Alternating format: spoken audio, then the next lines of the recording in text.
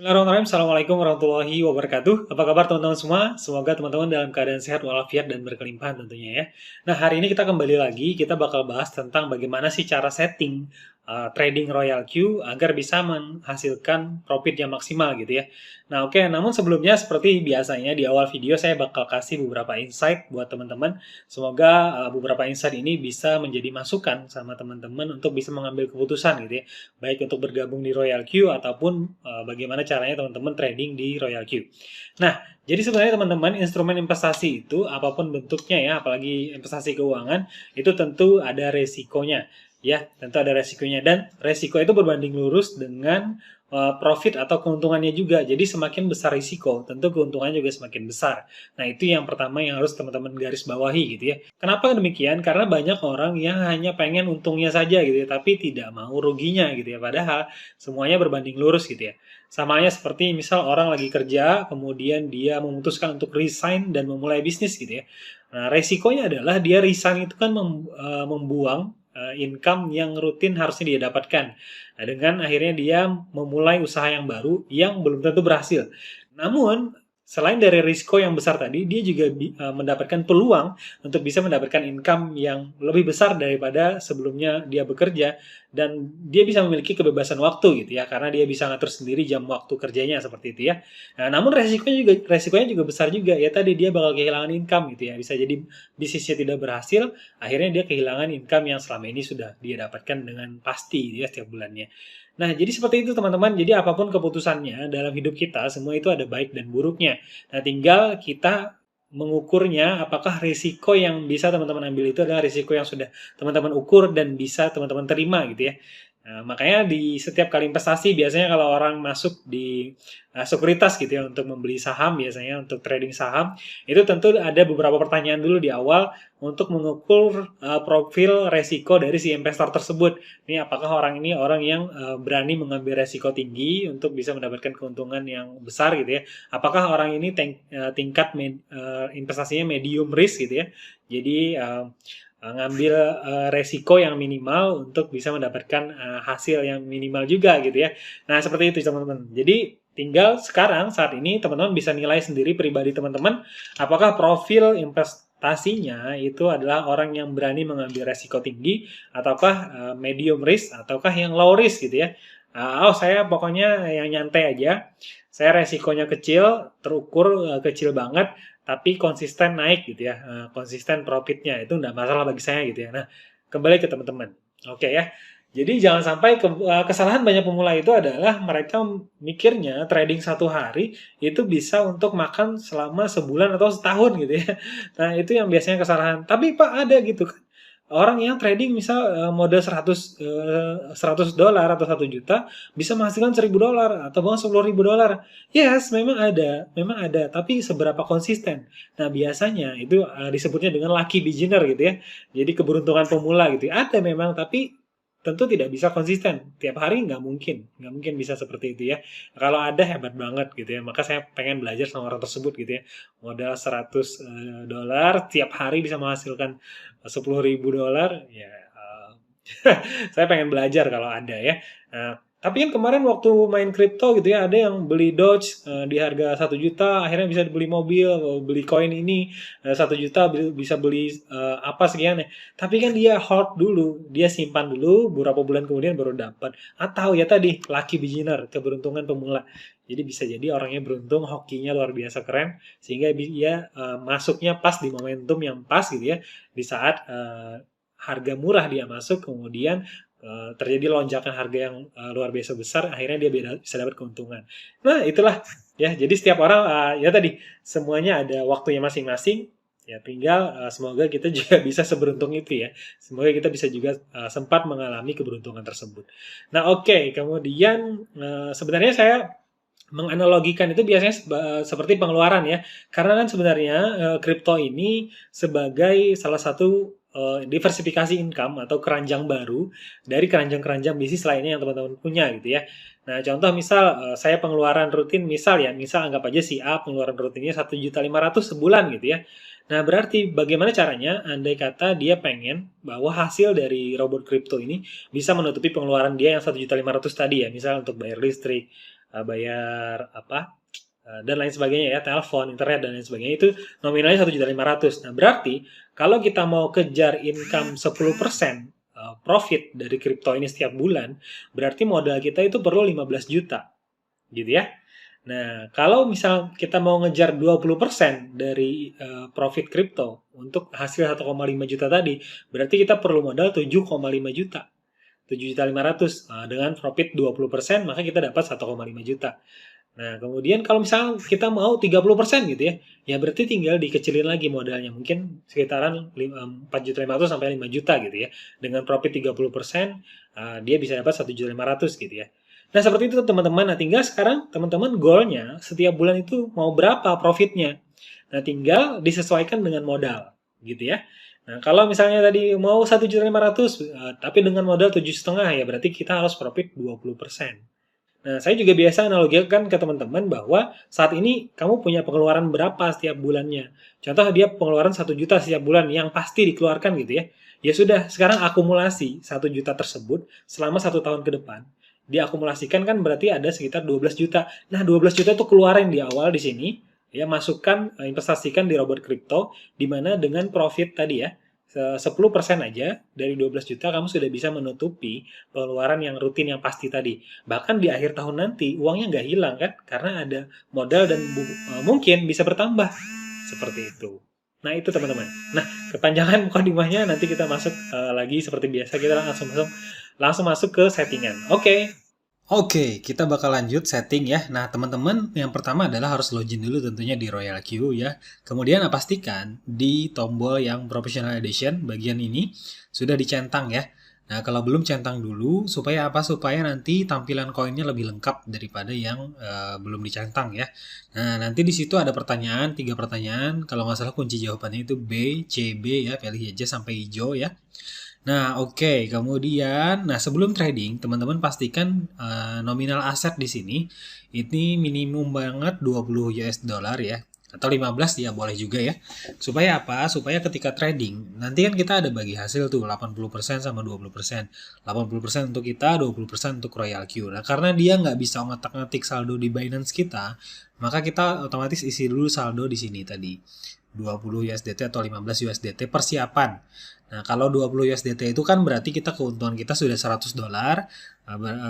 Jadi 20 dolarnya kan untuk si Royal Q ini. Nah, jadi kita siapkan di sini. Karena nanti setiap kita take profit, itu otomatis langsung dipotong dari aset kita ini gitu ya. Nah, contoh ini ya.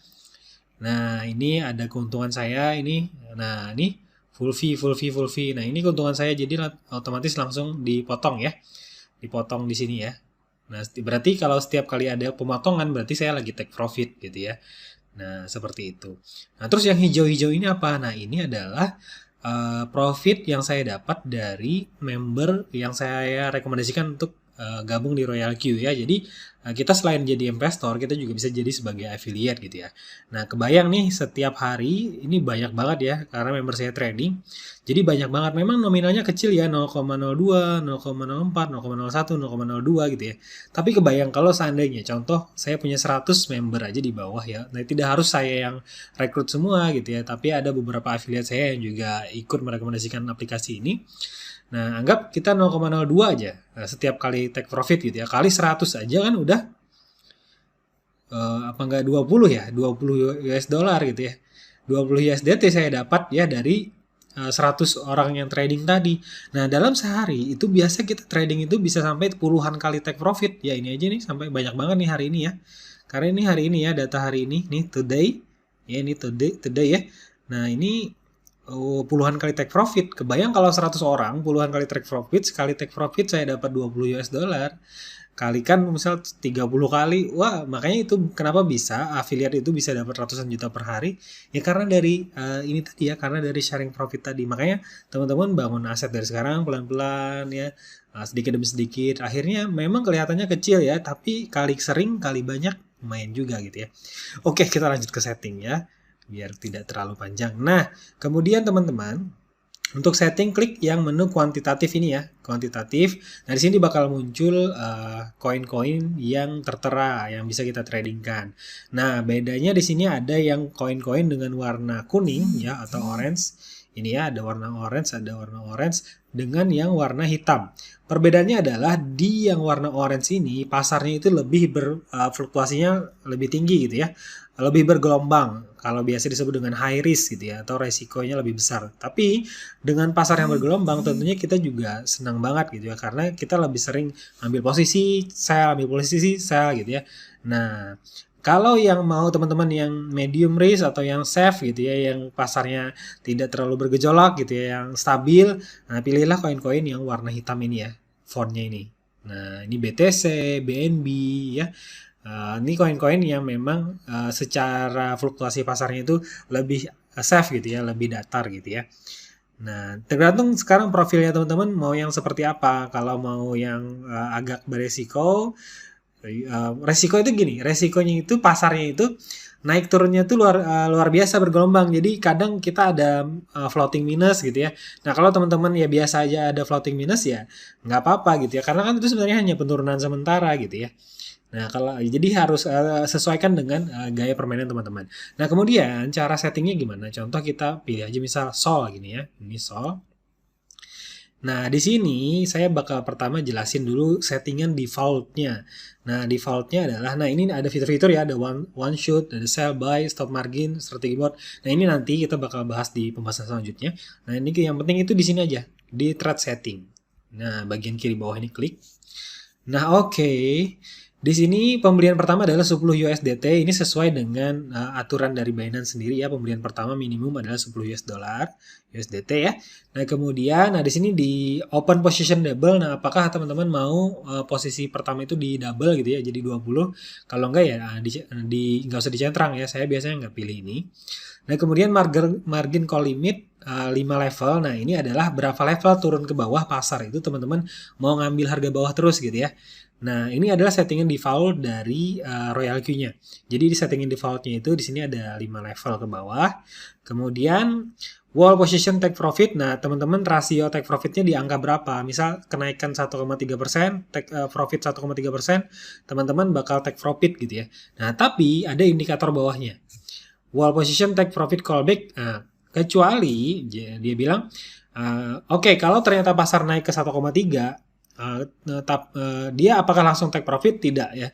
Dia akan menunggu dulu apakah pasar ini bakal terus naik. Kalau terus naik, maka dia nggak take profit. Itu memungkinkan untuk bisa memaksimalkan profit ya. Misal naik ke 2%, 3%, dia tidak akan take profit sampai ada penurunan 0,3% ini.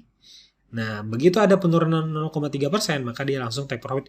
Makanya kenapa di sini disetting 1,3%, supaya ketika turun 0,3, maka teman-teman masih dapat 1%. Nah, seperti itu ya. Nah, kemudian di sini ada margin configuration. Nah, di sini ini level-levelnya. Contoh penurunan berapa persen baru ambil posisi pertama gitu ya, level pertama. Nah, di sini tertera defaultnya itu 3,5%. Jadi kalau pasar turun 3,5%, baru diambil pembelian kedua, yaitu 2 kali lipatnya. Berarti di sini 20 US dollar. USDT ya, 20 USDT. Supaya apa? Jadi namanya averaging dan martingale.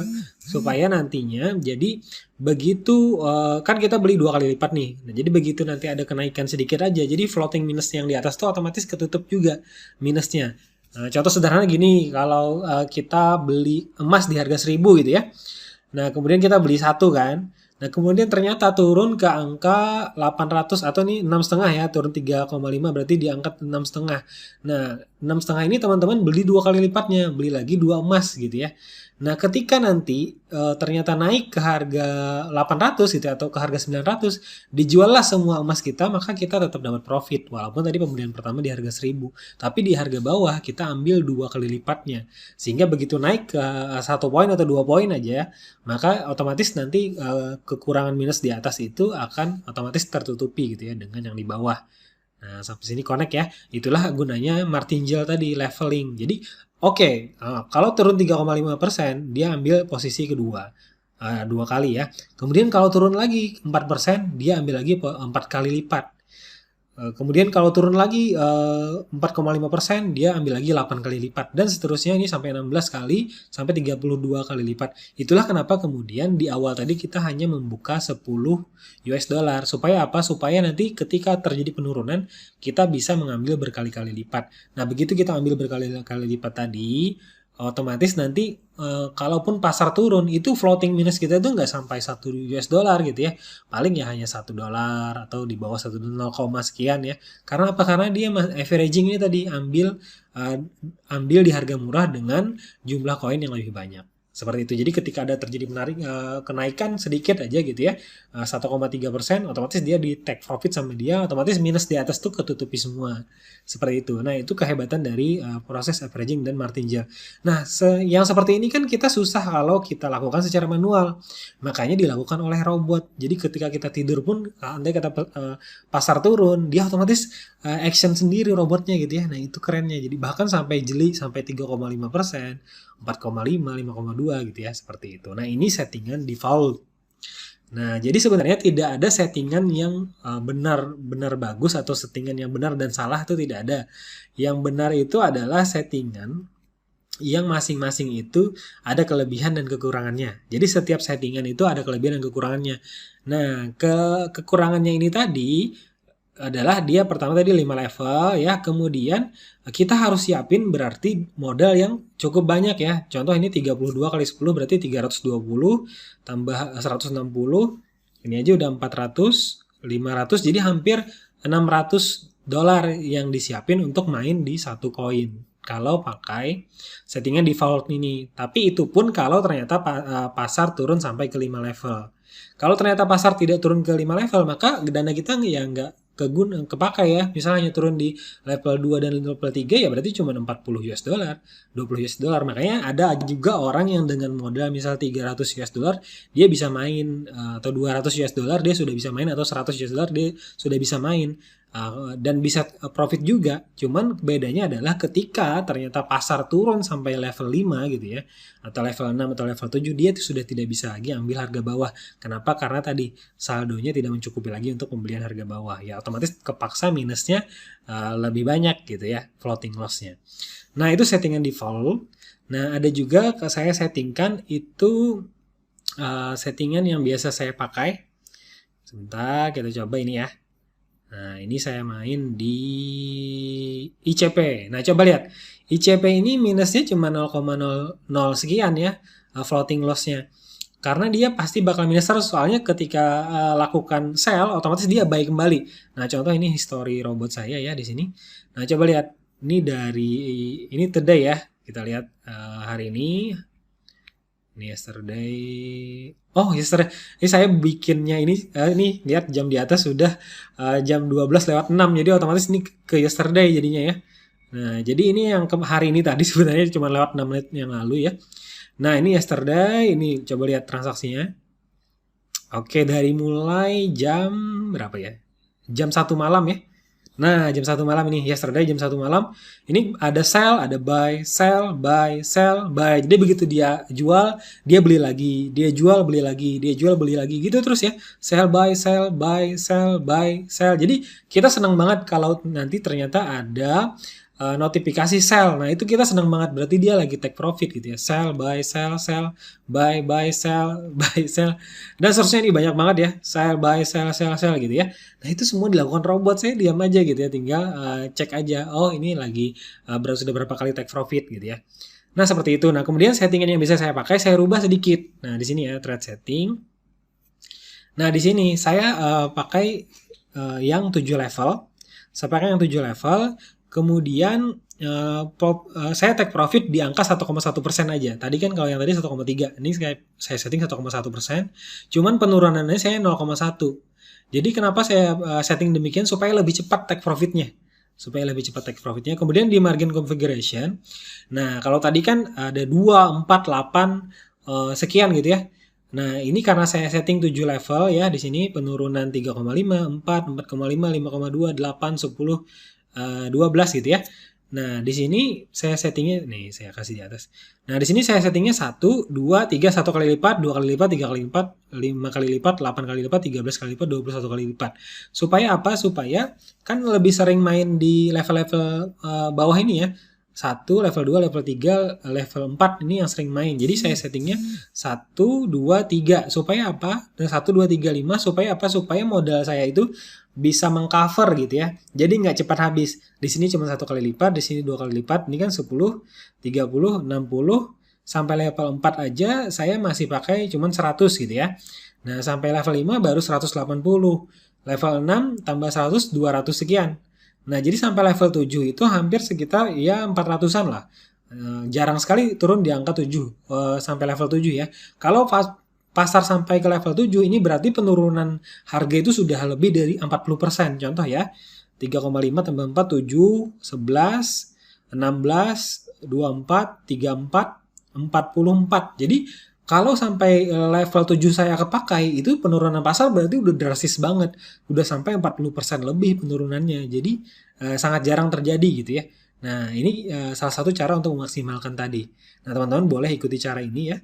Nah ini nanti boleh di pause ya. Nah seperti itu, ini 3,54. Nah ini di margin configuration-nya. Kemudian buy in callback-nya 0,5%. Baru saya buy ulang. Nah, kemudian di sini sub position take profit callback 0,5. Nah, nanti diikuti aja, ini sesuai settingan ini ya, kalau mau ngikut. Nah, kemudian di sini distribution and take profit allocation saya settingnya di 5, 6, 7 ini 1,1 semua. Nah, ini biasanya 1,3 saya setting 1,1 semua. Seperti itu ya. Kalau sudah, teman-teman klik save yang bagian atas ini. Nah, kalau sudah itu ya, kalau sudah nanti tinggal klik start di sini ya. Di bagian kanan bawahnya tinggal klik start, maka teman-teman sudah bisa mulai trading. Nah, strategi mode-nya saya settingnya yang sub bin mode. Nah, kalau biasa itu dia defaultnya di wall warehouse mode. Nah, kalau ini saya setting di sub bin mode. Ini sesuai tadi settingan saya tadi yang di sini ya. Di yang ini. Nah, ini 5 sub position-nya 1,1%. Nah, seperti itu teman-teman. Jadi itu yang saya pakai untuk settingan trading saya, dan itu lumayan menghasilkan. Nah, cuman kekurangannya gini. Kekurangannya adalah jadi semua settingan default tadi sama settingan yang ini itu kekurangannya ada di sini ya. Nah, di sini ya. Nah, jadi kita baru bisa ngambil posisi kedua itu ketika penurunan pasar di angka 3,5%. Ya, di angka 3,5%. Nah, kalau ternyata pasar itu seperti ini misalnya, ini kan tadi 3,5%. Kalau ternyata pasar itu, nih contoh, saya contohin aja ini. Nah, saya coba screenshot dulu. Oke, nah kalau ternyata pasar itu tadi misal posisi kita ambil di sini. Oke, kemudian turun 3,5% itu ternyata posisinya di sini, gitu ya. Nah, ternyata pasar itu bermainnya cuma di sini. Jadi nggak juga take profit ke atas, nggak juga ambil posisi yang ke bawah. Akhirnya apa? Ya akhirnya saya nggak juga beli, nggak juga take profit gitu ya. Karena pasar bermain di tengah-tengah antara posisi kita beli pertama sama posisi pembelian kedua di angka 3,5% tadi. Nah, gimana caranya supaya saya bisa bermain di semua pasar dimanapun levelnya, maka ada lagi settingan yang ketiga gitu ya. Settingan yang ketiga ini saya dapatnya dari CopyTrade ya, saya dapatnya dari CopyTrade. Nah, contohnya seperti ini.